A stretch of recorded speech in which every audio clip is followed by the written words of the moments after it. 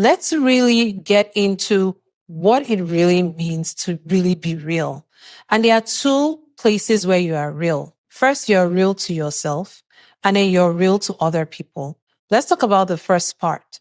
When you are real to yourself, you are fully acknowledging where you are at right now. So let's give this more context. Wherever you are in life right now, I can bet that there's something that you're struggling with. For most of the people listening to this podcast, you dream of a better life that you can have. You dream of living life on your terms, doing things when you want to do them, and not living by some 9 to 5 schedule somewhere, not having to clock into work somewhere. You dream of affording whatever you want to for your family, both your immediate family and your extended family. You want to be able to pay for whatever it is for them without even thinking about it, right? You want to even go to a store or go online, add things to cart and not be looking at the price, and have that kind of freedom, the economic freedom, the mental freedom, the financial freedom, all the types of freedom. You dream of these things every single day. That is what you vent about with your friends. That is what you talk about when you get into circles and you complain about the economy, you complain about your work, you complain about taxes, you complain about everything. And then it ends up, the conversation usually culminates into, let's just play the lottery. And we all laugh, but nobody actually buys the lottery ticket, but you hope that you win it, which is always mind blowing to me, right? So you dream of all of these things and you are struggling because there is a gap between the life you really dream of having and the life that you're really having right now. There is a huge gap. So how do you close it? The very first thing that needs to happen is you being real with yourself. The first part of being real with yourself is coming to terms with the fact that you are where you are because of you. And this might sound harsh. And people say, oh, you don't know my story. You don't know this, my parents, this, my upbringing, that. No, okay, cool. You know what? If you think you can, you are right. If you think you can't, you're also right. If you are here to just respond with excuses, no, don't worry. Move on to the next podcast that will tell you all the things you want to hear. I am here to tell you stuff that you might not want to hear. Let's get real with ourselves here.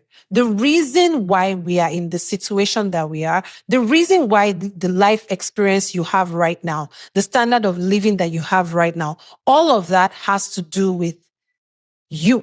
However, that should be good news to you because it also means that if you put yourself here, you can get yourself out of it. That is the number one step of let's just get real, man.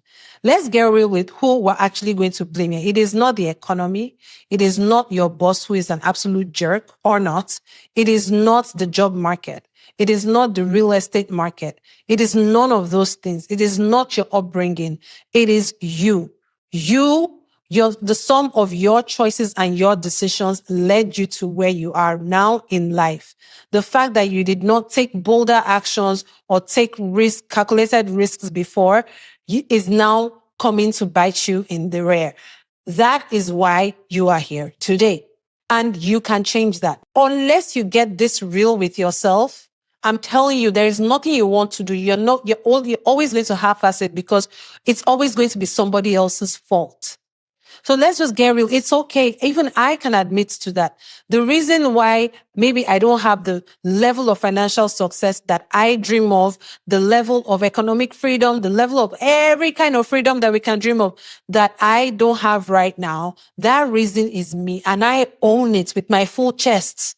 I own it with my full chest and I am doing something about it. That is the difference because now I know that, oh my gosh, I am a co-creator with God. I can actually determine how my life trajectory goes. Even though it is written what your life is going to be, you still need to work towards it. So I'm not going to sit around like a couch potato and just hope that, our life will turn out the way we want it to turn out.